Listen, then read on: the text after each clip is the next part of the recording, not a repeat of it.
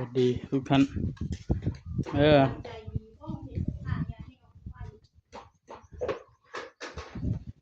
เออเกือบค่อยตัดคักเดี๋ยวว่าตอนนี้พอดีเนาะ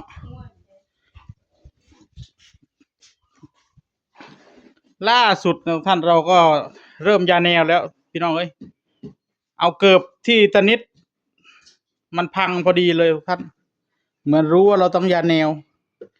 เกือบของตะนิดขาดพอดีเราก็เลยตัดทำเป็นที่ยาแนวเลย พอดีเป๊ะเลยพี่น้องเอ้ยเกือบกับขาดมือเขาปูกระเบื้องพอดีเลยมือนั้นก็เลยได้ตัดเห็ดแนวยาแนวพอดีเลยคักขนาดเลยตะนิดว่าพอดีเป๊ะดาวเทียม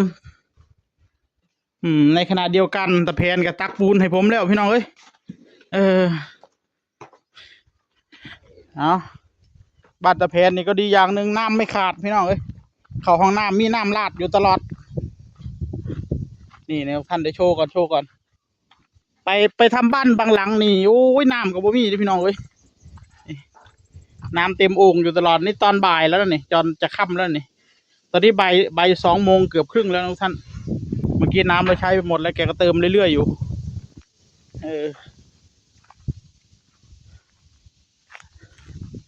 เอาเดี๋ยวเราก็จะ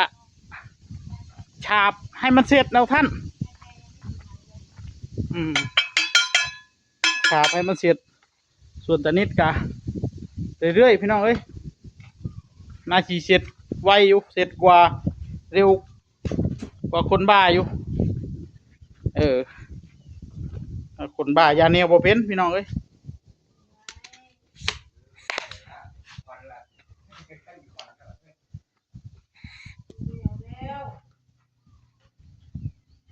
อันนี้สละเกือบข้างหนึ่งพอดีเกือบขาดพอดีเลยเดี๋ยวมาหยาดแนวเดี๋ยวผมสิไปขึ้นปูนต่อได้เข้าไปเลยเดี๋ยวเป็นคนละหน้าที่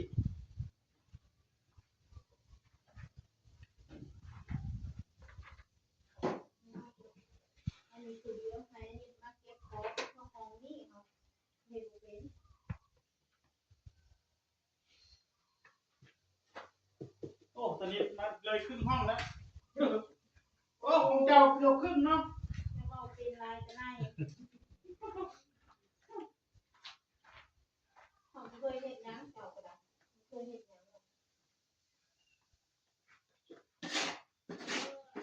ำเคยยาไม่ลง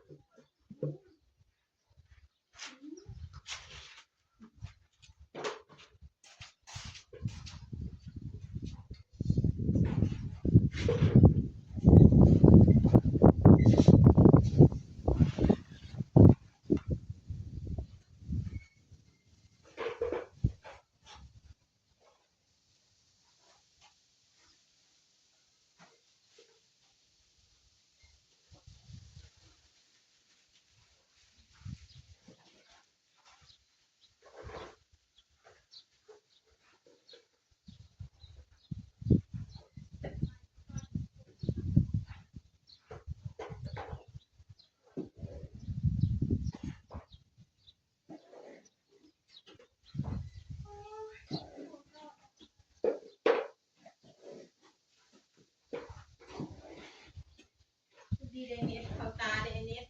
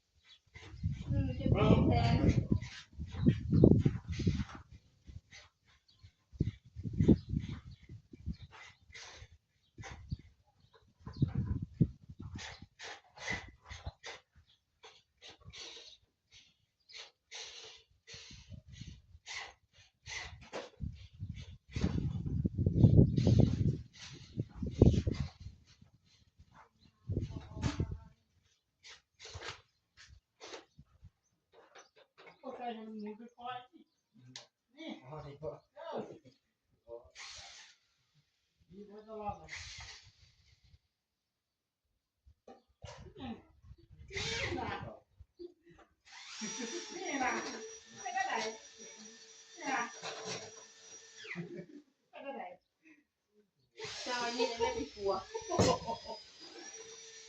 ว่าจะเจ้าอีอาร์กลัวไอ้แปว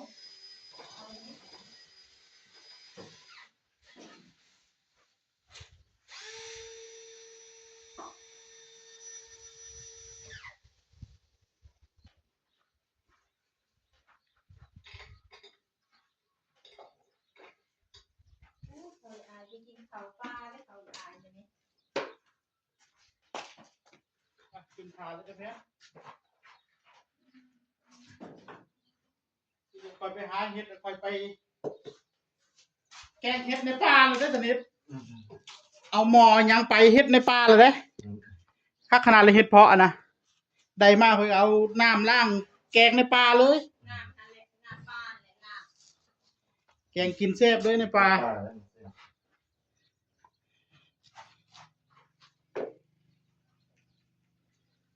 เอาตุ้ยในตุ้ยตุ้ยกินหรือเปล่า ได้เฮ็ดเพาะมากกับแกงข้าปลาเลย